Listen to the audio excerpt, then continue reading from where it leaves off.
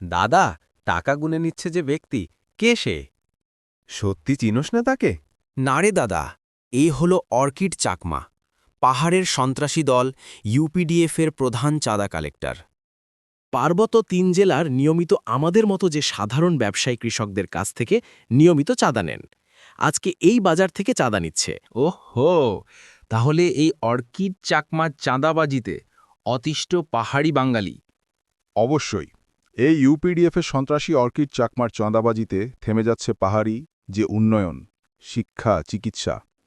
ক্ষতিগ্রস্ত হচ্ছে মানুষের জীবন জীবিকা। পাহাড়ি হোক বা বাঙালি, কেউ তার হাক থেকে রক্ষা পাচ্ছে না। ও দাদা, এ অন্যায় আর মেনে নেওয়া হবে না। সঠিক দাদা, এই পিডিএফের চাঁদাবাজ অর্কের চাকমাকে বিচারের আওতায় আনতে হবে। এই পাহাড়ের শান্তি, উন্নয়ন, শিক্ষা, চিকিৎসা বাধা হয়ে দাঁড়ানো এই অর্কের চাকমার চাঁদাবাজি এক্ষুনি বন্ধ করতে হবে।